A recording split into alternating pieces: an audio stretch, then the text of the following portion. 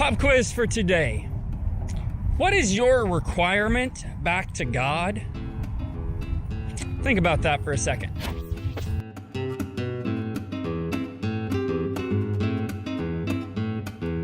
Well, hello brothers and sisters. Welcome to Mission Zero and happy Friday. If this is your first time here, my name is Shawn and this is FlashBack Friday, the show where we take stories from the past and apply them to the present to create a better future. That beautiful sun that's giving me this golden hue is setting on Friday evening, so this is gonna be a pretty fresh video. I'm gonna record this, go home, edit it, and post it, so you're getting this right farm fresh. This week, we've been talking a lot about joy and gladness and being more lighthearted about life. And I wanna talk about that same subject today, but the way that I'm gonna capstone it, like I mentioned in the stinger, is with what is our responsibility back to God? The story we're going to talk about today comes out of Deuteronomy, chapter 28.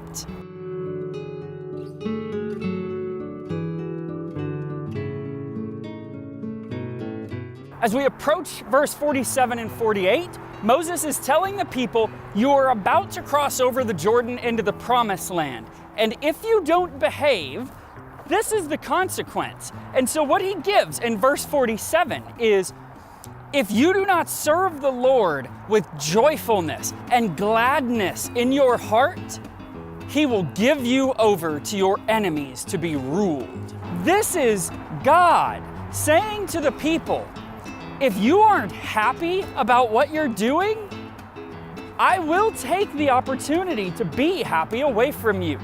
If you want misery, if you want to complain, I'll give you something to complain about.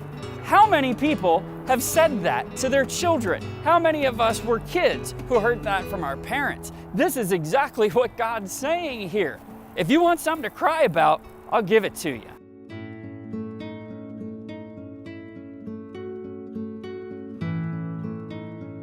What he's saying is, you are about to cross down this road. You are about to take this journey to make the final step. After 40 years in the desert, you're gonna take your final steps across this lake into the promised land of milk and honey.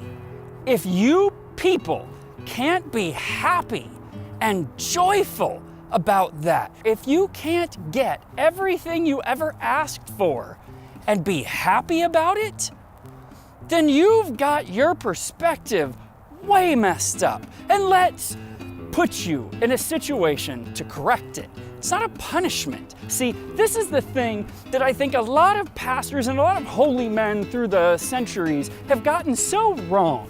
God's not ever trying to punish people.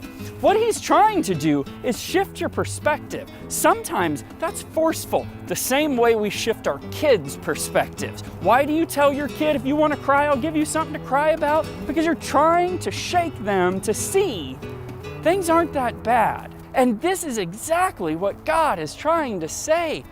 Be happy, be free.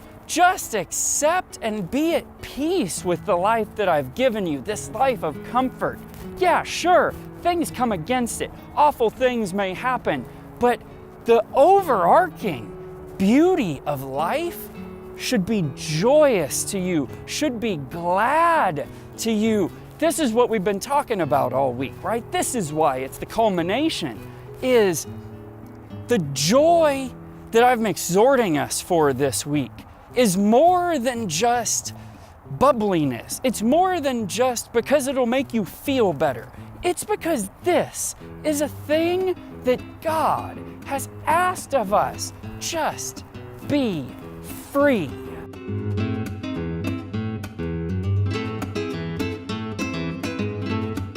That's my exhortation to us. It seems light, but it also seems complicated. Joy, happiness, having a smile on your face, feeling energetic and attacking life is more than just some passing goal. It should be the theme of our every day. And I get it. I fall victim to the same depression and the same anxiety and the same tense gnashing of teeth that we all do. I'm not trying to lecture you on something that I have mastered here. We, though, collectively, should be bringing this joy and gladness to each other to help push through those times. And that is my exhortation for this week. Push yourself and those around you to be more joyous, crack some jokes, wear more smiles, laugh more, be more upbeat. And you will find that it cascades itself. It is infectious, and we need to infect the entire world with it. I hope that you can use this message to be even more you, to define your voice even stronger, to find your joy and your happiness even more.